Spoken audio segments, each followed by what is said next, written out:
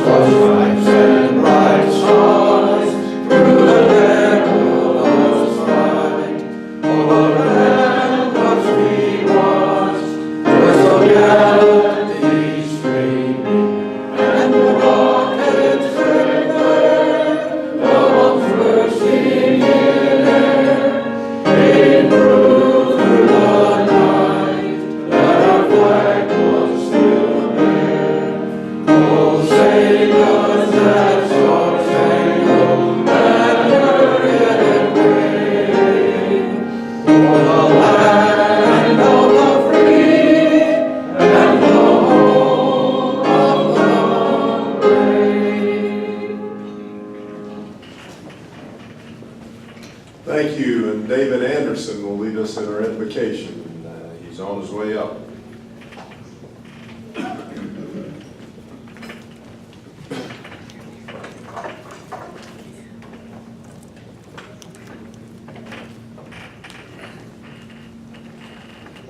As I pray in my tradition, please pray in yours.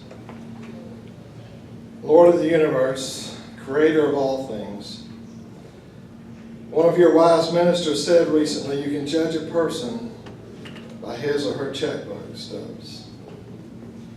And I've often said myself that if we were so inclined, we could judge a person by his or her calendar. Lord, you've given us so many things. Let us remember the most important thing you've given us is your love that we need to share with others. As Rotarians, we are generally blessed with lives of relative luxury and opportunities that are unknown to many. Help us to review our checkbooks and calendars, and indeed the registers of our lives with honesty as we consider our priorities and our opportunities to help others. Open our hearts and our calendars and our accounts to those in need.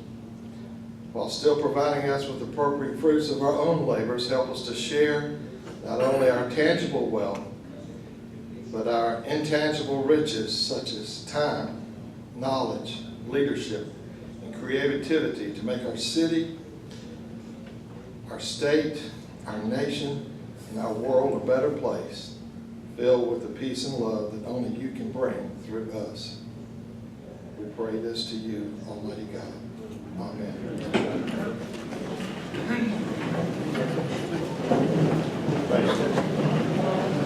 Thank you, David. William Mills is going to introduce our visiting Rotarians and guests.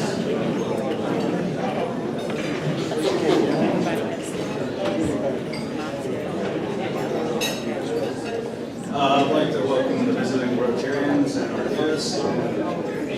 We have some Rotarians from Tasmania, Australia, Rosalind Turney and Ralph Turney.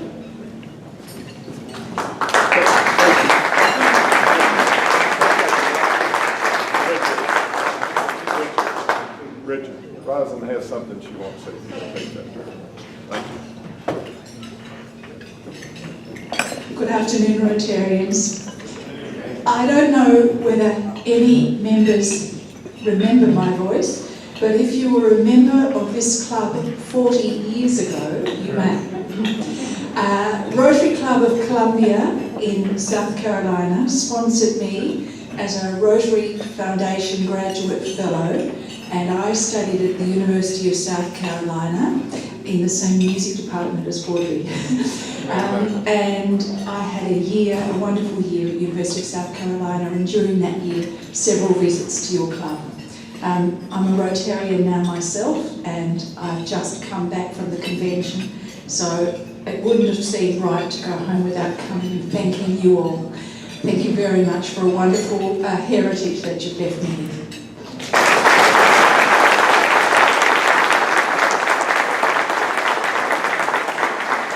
Thank you, Rosalind. Welcome. Now we'll introduce the guest. Do you have a guest? Okay, I think we have one. I'd like to take this opportunity to introduce to you Noah Harris. Noah is from Georgia. He went to Georgia Tech and he majored He majored in computer science there, and he works now with a company called CERNE. That's that French stuff. And anyway, we are glad to have him. He's a custom database developer. Glad to have you.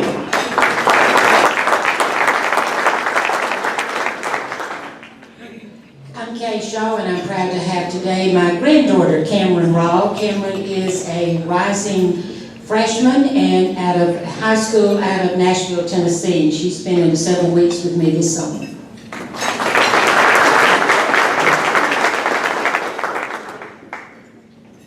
I'm happy to have with me a second time here, Shannon Baker. She is the marketing manager for ServiceMaster. And I want to thank this table for embracing her. I was late getting here, and they took her in, and I'm grateful to all of you. Thank you very much. I'm running grandmother duty today. So Shannon Baker, welcome.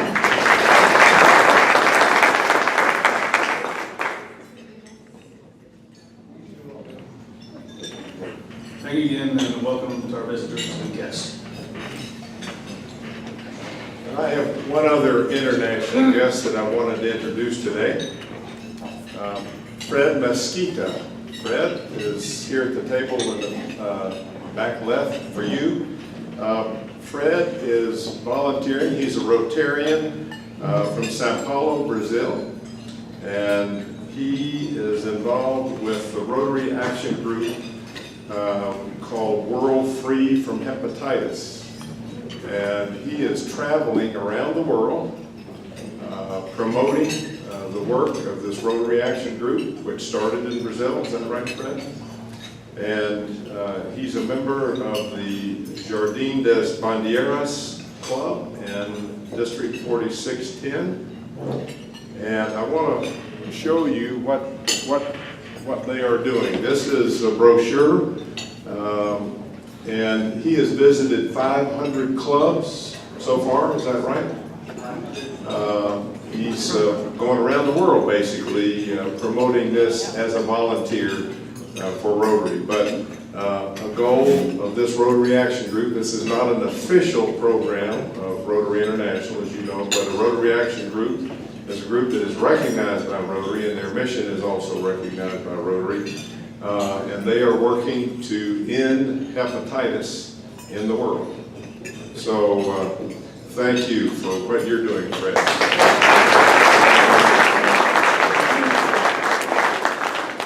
John, may I make a few comments? What's that? May I make a few comments? Absolutely, absolutely. Go I had a ahead. conversation with Fred. You share with me, you see the Yep. vehicle in the parking lot out here? That's his vehicle. He owns it. He has taken off 4 years of time from work. He worked 2 years to save money to make this trip around the globe. He's driven 45, and he's driving around the world. He's driven 45,000 miles so far, is that correct? At this moment, he's visited 554 Rotary clubs. He's about a quarter of the way there. He's planning on having this take about 4 years to complete his world travel. And he's doing this as a volunteer, self-supported, with no funds coming from anyone. So I think we certainly should recognize a lot of his generous efforts in that regard.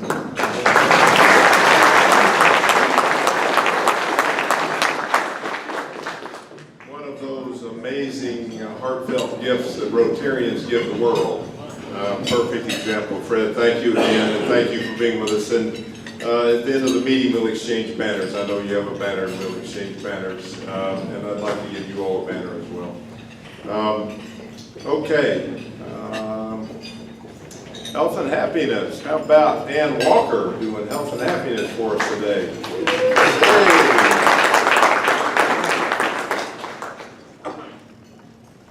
First of all, I'd like to ask all of us to have just a moment of silence in prayer for our leaders, as in particular those who were injured in Alexandria, Virginia.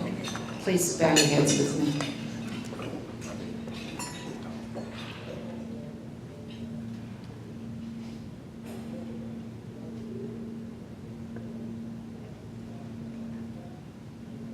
We ask for their healing, and we ask a special prayer for their families as they support them in their recovery. Amen. We've got some really happy news for a lot of people this week. First of all, Rusty Pass has a new grandchild, and her name is Gabby. She was born June the 7th. I'm going to tell you the whole story. Her real name is Gatsby. Rusty said, I can't believe it. But anyway, her name is Gatsby, but they're going to call her Gabby. And I think that's kind of a cute name. But anyway, Russ is excited about that. She was born June the 7th. He said he was not here to announce it last week because he was at the White House with the Clemson University football team while they were being recognized as we all know, national champions. So that's why Rusty wasn't here last week. Kathy Kennedy had a most interesting time in Tulum, Mexico, which is about an hour or so from Cozumel, I think you said, Kathy. Her oldest son, Clayton, got married on June the 2nd. And she has interesting stories to tell about that. She said it was a beautiful location. Not quite as much air conditioning there as we have here, but they had a beach, so that was good. Harry Jeffco just switched jobs. He's now with Wells Fargo. Congratulations to Reese and Nancy Williams, his wife. Big article y'all might have seen. They were given lifetime membership in the USC Thomas Cooper Society, which is a part, of course, the USC library system, for their many years of dedication to that. Also want to let you know that Carrie and I attended the Rotary International Convention with 40,000 of our close friends, and they were from literally all over the world. And it was as usual, a most interesting time. When you go to those, folks will ask you, is this your first convention? And it was only my 8th, so needless to say, but they're different every time. We heard from Bill Gates, he was there. We heard from Ashton Kutcher. His big thrust is a foundation related to human trafficking. And so we had a lot of good speakers. And it was a good time was had by all. Also, just to remind you, there's a blood drive that Mason asked me to please tell you about. And that's going to be at the Columbia Metropolitan Convention Center on Thursday, June the 29th from 7 a.m. to 2 p.m. So if you're able to give blood, please consider that. There are also flyers on the table. I go to Trinity United Methodist Church in Sumter, South Carolina, and yesterday we had a visiting preacher, one of our district superintendents. Her name is Reverend Dr. Robin Dees, and her topic was the resolve of fathers. And she told about her brother who went to college and came back home and wanted to live there for about 4 months. And in the conversation with his dad about that, he said, he felt like now that he was a man and he had grown up and he was an adult and that he could now, feel like he could make his own rules, etc. And his daddy looked at him and said, boy, do you see that floor you're standing on? He said, yes, sir. He said, I built this house. This is my house. He said, you know that food you get ready to eat in there, it's your mama cooked? He said, your mama cooked it. He said, you see those keys you got to go to that car? He said, I loaned you the car and the keys. That's my car. He said, when you get to the point, he said, where you feel like you can make all your own rules, he said, what that means is you pay your own way. So you need to go in the kitchen and ask your mama how much rent you're going to need to pay every month while you staying here. And so Of course, the congregation thought that was kind of funny. We all laughed. And so it went on, and finally the daddy just basically said to him, here's what being an adult means. It means that you pay your way, and you make your way, and you're not waiting for your parents to do something for you. And Robin made the point, she said, a lot of times Father's Day, you think it's about fathers and their children, about fathers raising children, but for those of us that have had children, sometimes it's children raising parents. It kind of turns out that way sometimes. So I just simply want to say, to remind all of us about our own fathers. You know, in the South, I never called my dad father or dad, I called him daddy. That's what we say in the South, or at least that's what we say. And one thing that I remember particularly about my daddy, and I know you have, hopefully you all have good memories about either your dad or the people that were father figures in your life. And I remember at Christmas time every year, we would go out to eat on Christmas Eve after we went to church. And back in the 50s, there was one place near WIS TV. It was just a little hole in the wall. And we'd go in there and have supper. And then on the way out, we always, when we got the door, all the kids would just glance around. My daddy said, do not make a big deal out of this. Don't let them know you're looking. But we always knew that Daddy was giving them a little bigger tip than they normally expected. And he was not a high roller, and he wasn't trying to impress anybody, and he never told anybody that. But as kids, we knew that. And that was always kind of a highlight, believe it or not, for me. When I think about Christmas, I think about the fact that I was so blessed to be raised by a man that understood mutual respect and taught it, that understood what it meant to have strong character, that lived his faith, and he could just talk about it. And so I was blessed in that way. I hope that you were too. I'd like for all the women in here to please help me thank every man in here, because if you don't have a biological child, you have been a father figure, I'm sure, to some child somewhere. So I want to say thank you, and let's congratulate them. And happy belated Father's Day to y'all yesterday. Thanks.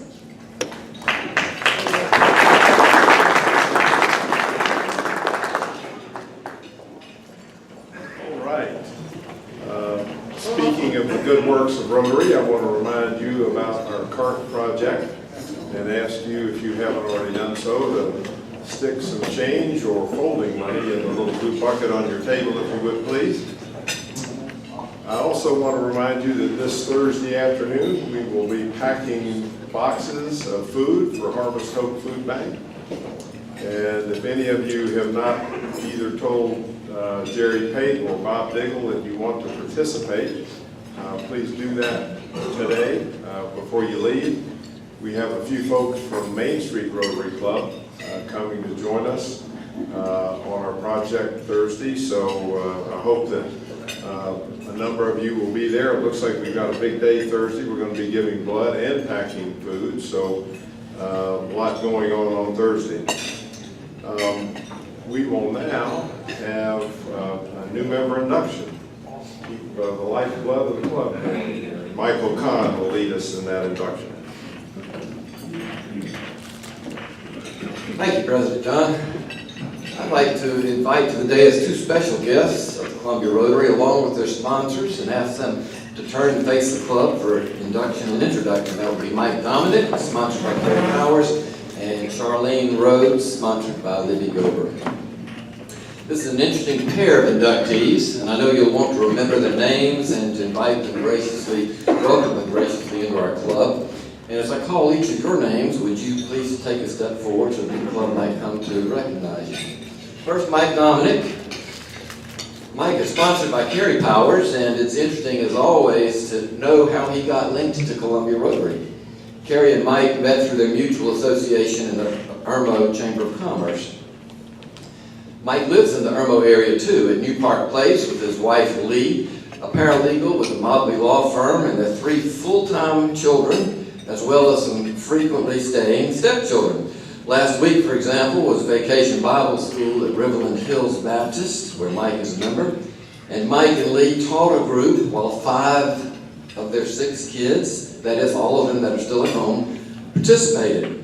Mike and Lee also lead an Awana group during the school year with the kids at Riverland Hills.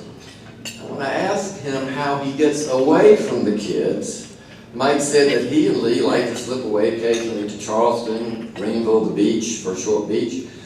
And while he used to hunt frequently with his dad until he passed away in 2010, now he also escapes the kids with, drum roll, with his drum set, of all things, playing occasional gigs with the group. I asked about his current favorite music. Mike said he grew up on hard rock, but these days he listens more to contemporary Christian music. To help support his wonderful family, Mike is an account executive at Resch Marketing and is a graduate of an institution near and dear to my wallet, Savannah College of Art and Design, where he received a degree in graphic design in 1991. Now, Mike, SCAD grads are known for their fresh ideas, and we welcome you and yours to the Columbia Rotary Club.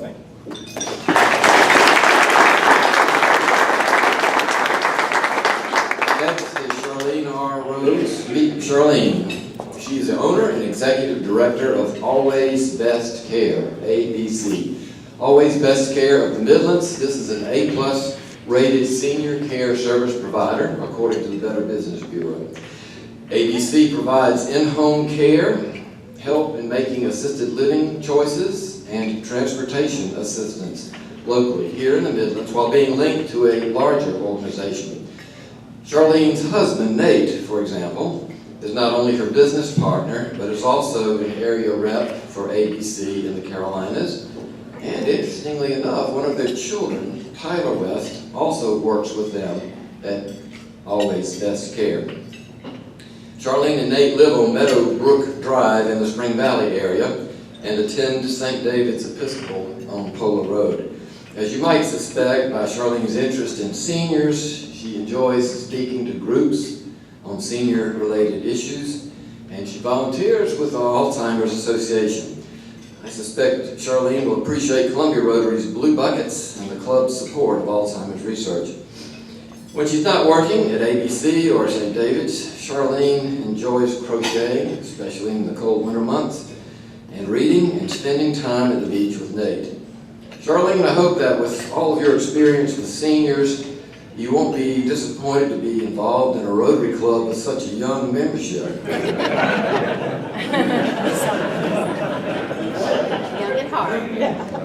And now, if I could ask you candidates and sponsors to turn and face me as the sponsors fasten your Rotary lapel pins on. These pins are great conversation openers, by the way, and are recognized worldwide. My pin this past week, for example, broke the ice frequently in and around Atlanta, where the Rotary International Convention was being held, and it will open the door for you too as well for acquaintance and friendship. We welcome you to Rotary International and to the Columbia Club in particular. You're joining a global force of 1.2 million Rotarians worldwide engaged in peace, understanding, and health. Projects as big and grand as ending polio worldwide, as we heard Bill Gates mention in Atlanta this past week, or efforts to end hepatitis, beginning just now. These are big projects, but also local intimate projects such as ending hunger in the Columbia area. Many Midlands leaders are active parts of this club, and you've been recognized for your leadership skills. That's why you're here today. And we invite you to engage in our committees and to share those ideas that you bring to Columbia Rotary. On your road to this moment, you've learned some good facts from your sponsors, from a visit with the past president, and from meetings in this club. And your last step will be to attend a fireside chat, which I understand now is scheduled for the first Monday in August. That'll be August 1st. And hope you can make that. It'll be a good session of orientation. And now you are an official member of one of the greatest organizations with which you will ever be involved. Welcome to Rotary.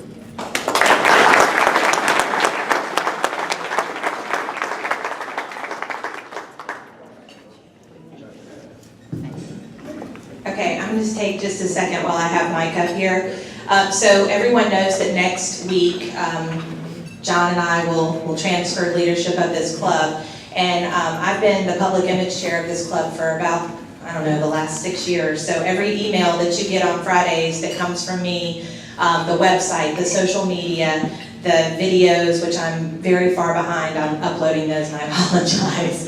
But I gotta get all that off my plate. So I have recruited Mike here, who I think is going to do an amazing job, but he will be the new public image chair for this club. And so you will be receiving emails from him beginning probably the first week of July.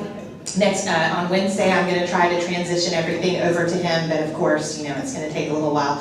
So please, welcome Mike into the club. He has a big job. He's going to do a great job at it. So, thank you.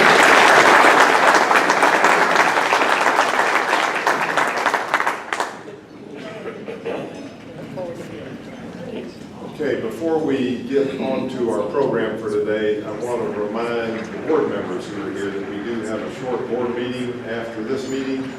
So please don't forget you're skipping out the door. We'll try to remind you again maybe, but all the board members who are here, please join me for a short meeting. All right, I'm going to introduce Carrie now to do two things. She's going to talk a little bit about the International Convention and then introduce our speaker.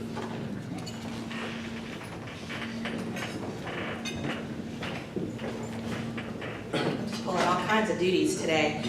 So I did have the opportunity to go to Atlanta, and the year I become the president of this club, I get to go to my hometown and go to the international conference. So I kind of got the short end of the stick on that one.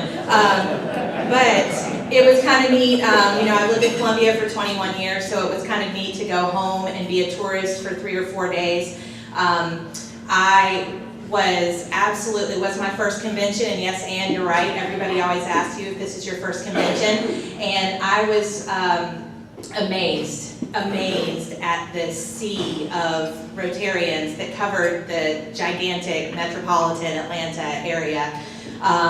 There was so much to do, there was so much to see, there's no way that you could have done everything that they offered, both just with breakout sessions and social events, but it was truly an amazing experience for me, to be able to hear Bill Gates and Ashton Kutcher's piece about the ending modern slavery it has stuck with me in a way that I can't get it out of my mind, and I think that when you go to a conference like that, it's something that you want to be driving home thinking about what you just went through. Unfortunately, I came down with strep throat and had to leave a day early, so I missed some of the breakout sessions. But if you ever get a chance to go to the International Convention, I highly recommend it. You will meet people that have been touched by Rotary in a way that every single person in this room will never experience. There were people there from Peru who had brought their entire club. And they, found out about Rotary because Rotary changed their lives in a way that everyone in this room probably will never understand. So, thanks for sending me there. It was a great tool to hopefully make me a better leader of this club next year. So, with that being said, I want to thank Representative Ballentine for stepping in and coming to talk to us today. Nathan Ballentine was elected to the South Carolina House in 2004, and during his time in office, he's been recognized as a reformer of state government and has consistently withstood political pressure to keep his focus on people, not politics. He has served on almost every committee in the House, and currently he's on the House Ways and Means Committee, which drafts the state budget.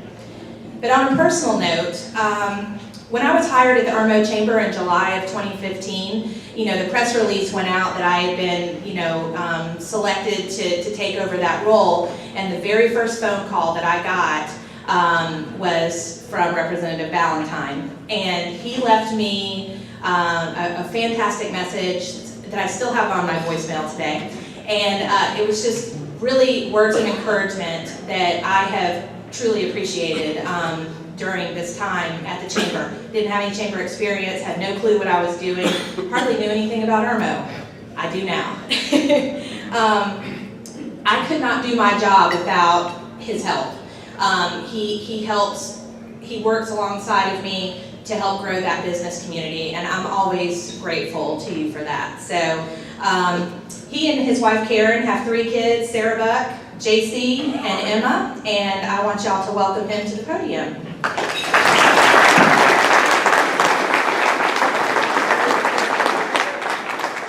Thank you so much, Gary. Thank you for those kind words, and not just what you do for Irmo, but what you do here and will do for Rotary. If y'all don't mind, I'm going to walk around. It gets a little bit stuffy up here from time to time, and I just like to mingle and interact. It's a little bit warm, and I haven't even started with my hot air yet, so I apologize. But it is an honor to be here to speak with y'all today. I feel like I'm doing my classification talk. I've been in Rotary since the late 90s. I recently joined your club last year, and it's good to see a couple people make that long drive, Tom and Bob and Danny, who come all the way from Ballentine, Chapin area. I want to speak with you a little bit. I want to introduce myself because I haven't had the opportunity to meet with all of y'all, and I hope in the months and years ahead that I'll get a chance to learn more about you and hopefully be able to help you if you need any assistance over at the State House. When I'm done, I don't have prepared remarks, but I figure I'll touch a little bit about what we accomplished in 2017. You know, politicians like to brag about what we've done or what we haven't done. I'll share a little bit about that, but frankly, I want to open it up to some Q&A. Y'all might have some issues that are important to you, and I don't want to just stand up here and throw out all these things and check off things that we did. So if y'all can just agree that I don't know all the answers, and so if you ask me a question, I'm not going to lie to you and wing it. I'm going to say, let me get back to you, and I will do that. You know, I shared with Danny earlier today, a lot of people don't know being in the House it's a part-time job, so is the Senate. But our staff, we have 4 representatives that share one part-time individual 3 days a week for about 5 months. So it's very difficult if you're good at constituent service to be able to handle it all and do your paying job. Because again, the salary over the State House is $10,400, and of course that won't pay all the bills that you have. So a lot of us have jobs, we're either in the business community. I work for Movement Mortgage. I apologize, I have my back down, the new members. I work for Movement Mortgage. There are others that are attorneys, retired, own their own business, different things like that. What I would impress upon you is we're just men and women like everybody in this room. We have our strengths, we have our weaknesses. So my background is banking, and so when it comes to finances and things like that, I pretty much have that under control. That's my area of strength, besides trying to reform some of the things I see us doing wrong. But when it comes to other stuff, we rely on y'all to learn and to know and to hear and to be educated. You know, my mother was a teacher, a state employee for many years, so I hear from her quite a bit. And I have relatives in education, so they're always giving me their 2 cents. But when it comes to other things like healthcare, when it comes to nuclear, energy, anything of that nature, growing jobs, please don't assume your elected official knows everything just because he got more votes on the ballot, okay? So when I open it up, if you have any advice on how we can clean up Columbia, what we can do to fix South Carolina, please give it to me. And if you have questions, I'll try to get those answers for you. So let me tell you how a lot of people are like, Nathan, why in the world did you get involved in politics? Well, it goes back, I guess, to when I was a kid. I'd like to think I was an athlete. You can probably look and size me up. I was not an athlete. I got cut from JV basketball, and I was a church ball player for my whole life. But I just had a little, God put something on me, I think. The talent He gave me was the ability to speak up. You know, I'm not afraid to speak up for somebody who, you know, whether they're getting bullied back in the day or whether it's a group or an organization or whatever is going wrong. I'm not afraid to speak up and take some arrows and some bullets. And so I was involved in middle school, high school, all that kind of stuff, and came here to Carolina. Graduated in '92 and then got involved out in, we call it the real world. Got involved in Rotary, got involved in the church. I also, like Mike, attend Riverland Hills Baptist. We've got a new pastor that we're voting on. Exciting times out there. And then I got involved in the business community and homeowners association, all that kind of stuff. And how many have been on a homeowners association board before? God bless you. I wouldn't do that again. Very difficult job. But anyway, fast forward, I had somebody had said, hey, did you have to run for office? You know, you're not afraid to speak up and so forth. And so I said, okay, well, let me see who's in the seat. And I found out who was in the seat. And I was like, wow. Okay, we got Rick Quinn. He's been there 16 years. He's the House Majority Leader. I don't know how this thing's going to go. So I had wanted to run for years. I talked to Rusty in the past, who can take credit or blame, probably blame. But I was going to run and I decided not to. And the reason why I didn't is because of my own ego and pride. I was talking to friends and family. I said, I don't want to be watching the news come election night and at 7:02 they check the box for the other guy, and I just get completely humiliated. So I kind of put that on the back burner, continued to just be heavily involved in any organization I could be in and anybody that needed help. Well, then I talked to Dr. Carney. Dr. Carney is the pastor for 26 years at Riverland Hills, and he is, as I mentioned earlier, retiring. And he told me, he said, Nathan, God doesn't put this on many people's hearts. If good people don't run, bad people will. And I remember leaving. We didn't have cell phones and stuff back then, and so I got home, I called my wife, I called my mom, and I said, look, that's it, I gotta do it now. I mean, I can't let my pastor down. He kind of pretty much said, do it. So I decided to run, fast forward, knocked on 3,000 doors, talked to people just like I'm doing right now, doorstep, what's wrong, what can we do to fix? They gave me some ideas. Fortunately, I was blessed. I won by like 150 votes. It was a very, very close race. So I was, the community that I served, Ballentine, Chapin, Dutch Fork, sent this new guy there back in 2004. We had replaced the guy I had served for 16 years as the majority leader of the party. It was a primary, it was a no-no kind of thing to do. You just don't do that, Ballentine. I can't tell you how many times I've heard that, Nathan, that's not how we do it over here. You're supposed to vote this way. So anyway, got into office and decided to roll up my sleeves, and a lot of people come in with, hey, here's what I want to accomplish. And I had a couple things, and I've done a couple of those things. But the things I take more pride in is when people come to me and bring up an idea or a concern that I had no idea about that needed to get fixed. And then I'll work with them. I get them engaged, and I engage my colleagues in the House and Senate to do what I think is right for South Carolina. One of my first bills, we focused on geriatric physicians. Everybody knows we're an aging population in this state, and geriatric physicians isn't quite a sexy kind of thing to do when you're in medical school. But we worked on that, and we had a loan forgiveness program like we do a lot of other underserved areas, and so we were able to have more geriatric physicians. I didn't know anything about it. I mean, I know everybody gets old, I know everybody's got a doctor, but I didn't know we were missing that kind of stuff. So that was one of the first things I did. After that, a family, actually some ladies came to me here from the downtown area, Autism Angels. Lori Unum came to me, had an autistic child, and I didn't know that insurance doesn't cover autistic children. About this time, my son was 1 or 2, and I'm a complete worrywart about everything. So when this lady was telling me some signs of autism, I'm sitting there thinking, wait a minute, JC's not talking. I was worried that my son might have autism. He didn't, but I learned from them. All I thought about autism prior to these meetings was the movie Rain Man that you saw, many of y'all saw years ago. So I learned a lot, and I said, that's not right. How can an insurance company say, we'll take care of this child, and we won't take care of that child? Long story short, South Carolina became only the second state in the country to have autism coverage for families, and now there are 45 states in South Carolina that did that. So for those that always kind of badger our state and talk about us not doing good, we were on the forefront of that. Moving on, I just saw some things we needed to fix. Campaign finance reform. Could be some minor stuff. I thought it was major.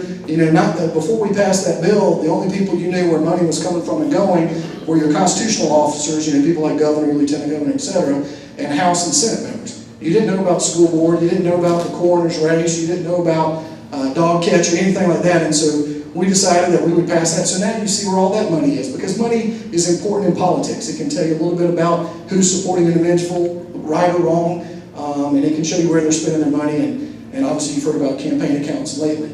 So it's very important that we keep records of what's going in and what's going out. But the one thing it's a badge of honor that I wear, and it really stunk at the time, I'll be honest, is when I worked with then Representative Haley on the record voting. And I want to share some behind-the-scenes stuff that y'all normally would see in the paper and things like that. But back in the day, again, I've been there 13, 14 years now, but back in the day, we didn't record all our votes. And some people might say, well, Nathan, some of the votes are silly, they're 100 to 0, they don't really matter. Well, guys, something came up where we were going to give ourselves a pay raise. And back then, we didn't vote on the record, and it was a voice vote. Well, how do you think that voice vote went? We were going to give ourselves a pay raise. She and I looked at each other like, wait a minute, that's wrong. So then procedurally, we called for roll call voting. It was not mandatory at the time. And all of a sudden, guess what? When it's on the record, you think the pay raise went through? No. All of a sudden, everybody's like, oh, wait a minute. If people didn't know I was voting for it, I'd do it. But if they know, that's another thing. So we were able to fight with then Speaker Bobby Harrell to get that passed. And it didn't pass until Governor Haley got involved. But Speaker Harrell at the time demoted me.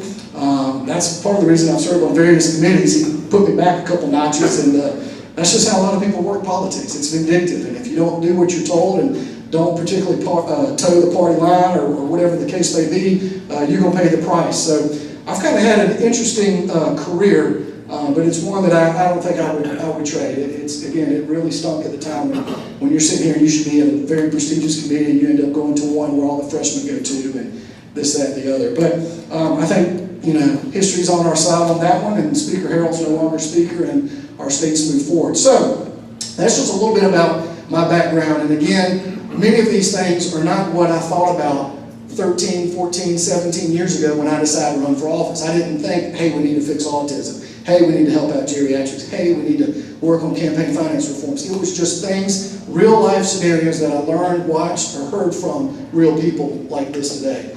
So that's a little bit about myself. Let me talk briefly about the 2017 legislative session. For those of y'all that don't know, the General Assembly is in session normally from January to June each year, and it's a 2-year session. Coincidentally, House members are up every 2 years, senators are up every 4 years. But every 2 years, a bill can get introduced, and if it doesn't become a law in 2 years, if it doesn't pass the House and Senate, it's dead. You got to start the process over.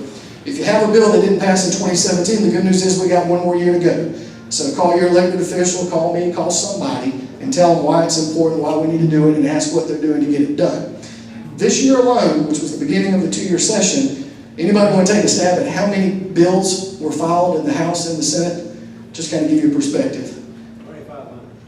There we go, 2,500. We're close, about 22. Wayne, good job, Wayne. That's my constituent, by the way, Wayne Kenny.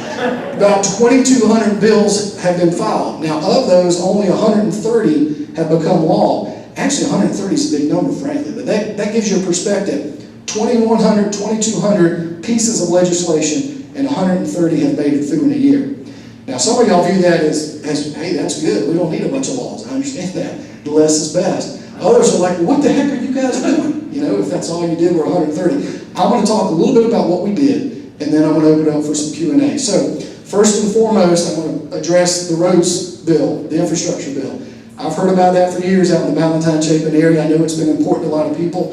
If you don't like it, you call it the gas tax bill, by the way. As I'm a conservative Republican. I consider myself conservative, not crazy, but I supported that after looking at all the data and hearing real-life examples of, tires, how much it costs to get a new tire. Well, guess what? The increase here in this funding is going to be way less than a new tire, so you're already ahead of the game. Along with that gas tax and with improving the roads bill, we put a lot of reform. You heard mentioned earlier, people consider me a reformer. Well, if you're going to fix state government, you got to find out what's wrong, and you got to kind of make some changes. And it takes a while. Rome wasn't built overnight, and neither do reforms happen. So DOT, we changed and reformed that. Government Master, one of our fellow Rotarians, he now has complete control of that DOT board. So he gets to make the appointments in the 7 congressional districts and the 2 at-large. Hey, let the boss be in charge of it. That's been a problem in the past. We had too many people reporting to too many people. So that was a big reform piece there. In addition to dedicating this money strictly to roads, because y'all might not know the current gas tax doesn't all go to roads. I don't have time to get into all that. But this new gas tax, the increase, will go to roads. In addition to all that, we reformed the State Transportation Infrastructure Bank. Now, I don't want to bore you with details, but that's a big piece of the pie about where all your roads have been getting funded. That's when you read in the paper about certain parts of the state getting more than other areas. Now we've reformed that. We've got more transparency. Their meetings are online.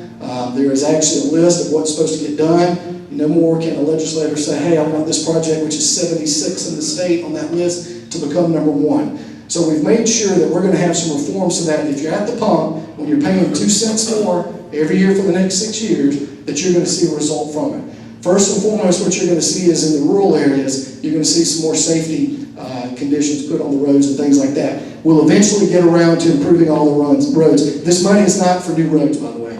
That was one of our biggest beef. If you can't take care of what you got, don't start building new stuff. So, roads was something big we did. The retirement system, we fixed that.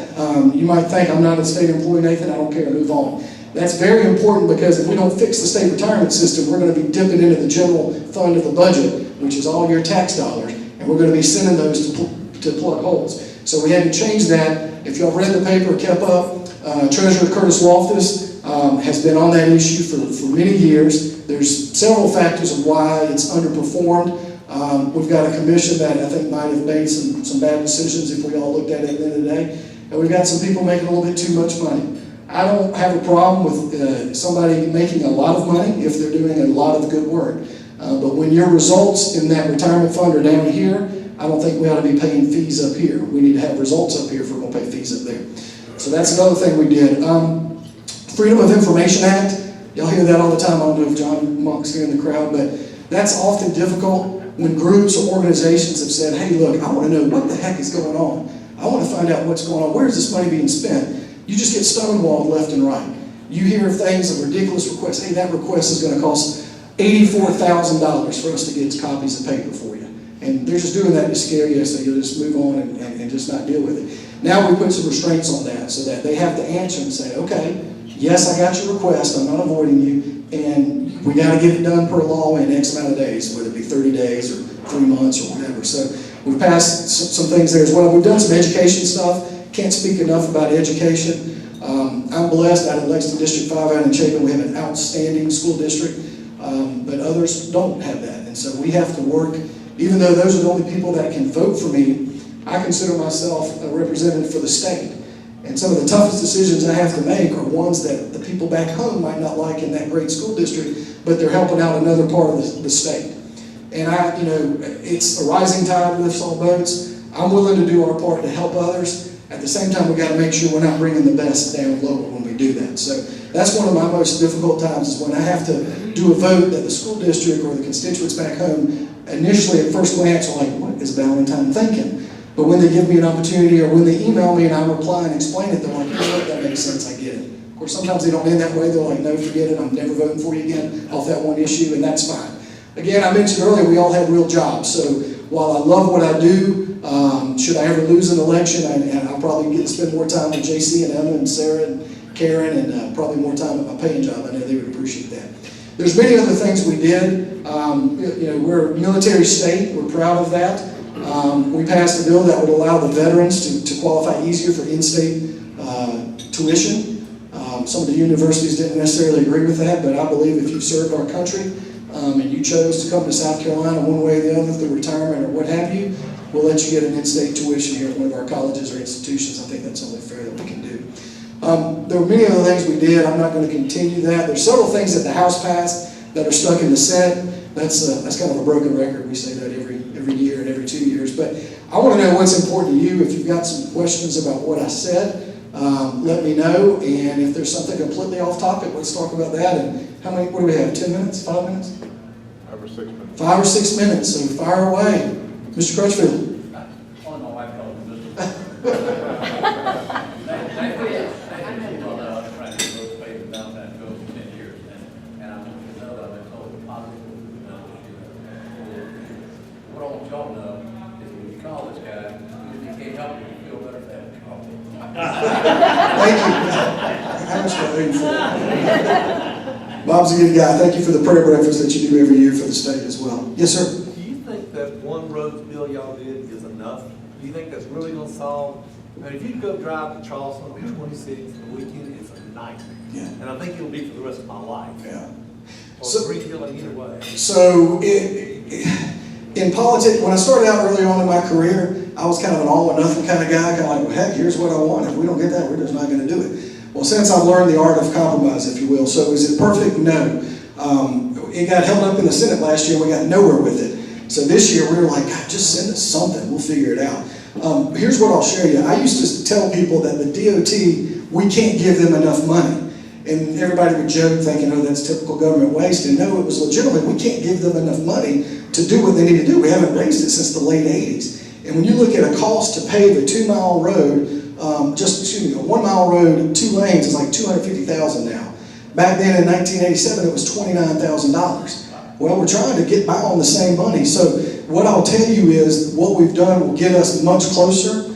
I don't know when we'll revisit it again. And for those of y'all that don't like paying more taxes, I don't like paying more taxes, okay? But I'm all right paying about $50 to get our roads fixed. There are rebates in that system where you actually can get even more back than you're paying. So for those of y'all that have a problem, do know that Department of Revenue is working on a form that you can fill out. The key to the roads bill, one of the things is, again, I told you I'm conservative, I'm not crazy. If you call me up and said, Nathan, let's go to lunch, I'll pay 30% of your tab. Yeah, I'll go to lunch. That sounds good instead of me paying the whole thing. With the roads bill, we have so many tourists coming in and out of our state, they're going to be picking up about 30% of that. So no bill we do is ever perfect. I hadn't seen one in 13 years. I doubt I'll see one no matter how long God keeps me in office, but I think it's a huge start, and we had to, a lot of us took some heat, a lot of us I'm a Republican, so I picked up a primary because I voted for it, and that's one thing that I try to focus on people, not politics. When y'all drive a car, coincidentally talking about roads, when you drive a car, you don't look right in front of you, the hood. You're supposed to be looking down the road. Well, that's the problem in politics. We got too many elected officials that look right in front of the road, the hood, and think, hey, if I vote this way, if I vote for this bill, I'm going to maybe risk votes back home, so I'm not going to do it. Well, you can't drive your car and get where you want to go if you do that. So I'm fortunate to work with several people. I know James Smith, his dad, is in the club. James and I serve side by side. I'm excited that I get to work with some common sense people. And we don't always agree on everything, but we have to find out that it's not my way or the highway, because that's just jerking the wheel left and right. We're never going to get South Carolina where we need to go. Yes, sir. What do you think are the top 3 things we ought to focus on as a state next year? Not necessarily for your district, but as a state, and you as the elected leaders to try to fix. So I would say jobs, jobs, and jobs. We are fortunate. There's been a huge economic growth. Jobs pay the bills, taxes pay the bills. We need to focus on that. We've had huge wins with Boeing and Caterpillar and Continental and BMW years ago. We've got to continue what Carol Campbell did as far as bringing jobs in here.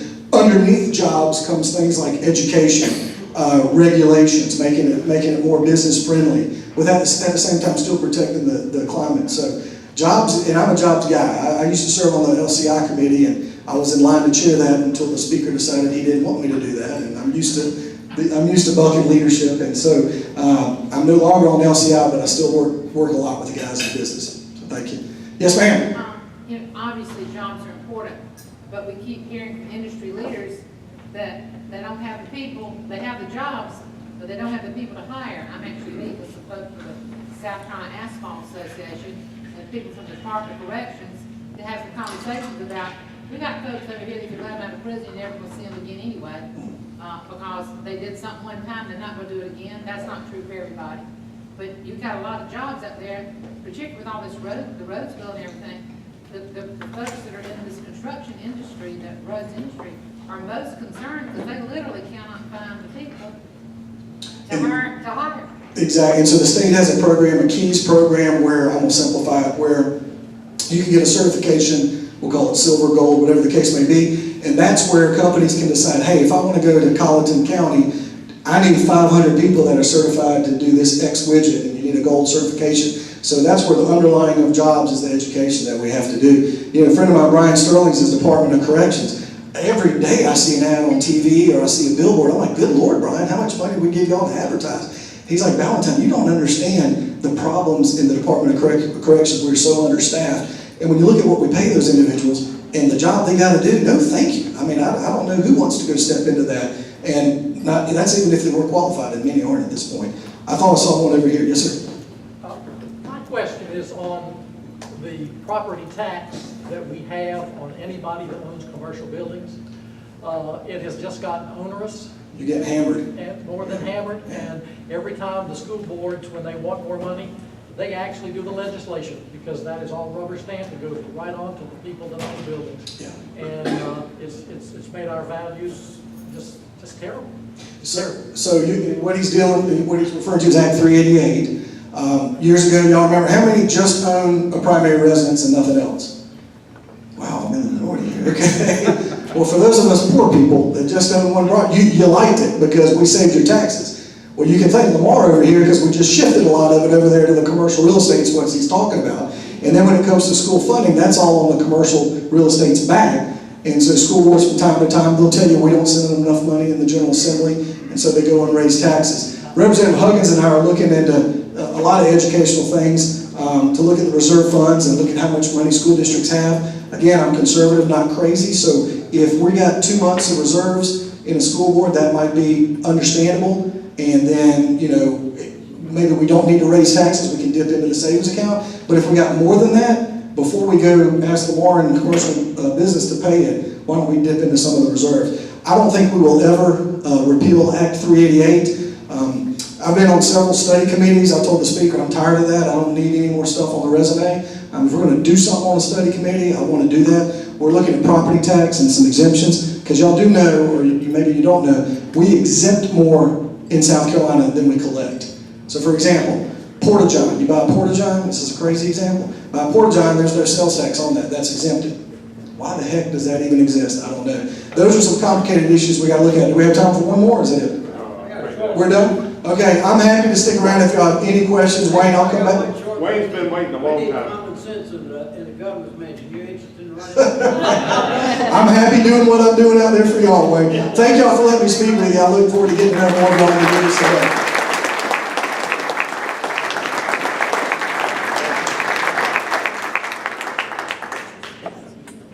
Thank you for being here, especially on short notice. Thank you for what you do for all of us in the state every day. Appreciate it. You say you want some more common sense, Wayne? Huh? You want some more common sense? We got to find some more guys like this to elect. Okay? More common sense. I wanted to suggest to you, if as a courtesy, as you leave, Fred's in the back corner. I'm sure he'd love to speak with you. This is one super volunteer Rotarian. If you want to find out a little bit more about what he's doing to eradicate hepatitis, stop and say hello to him.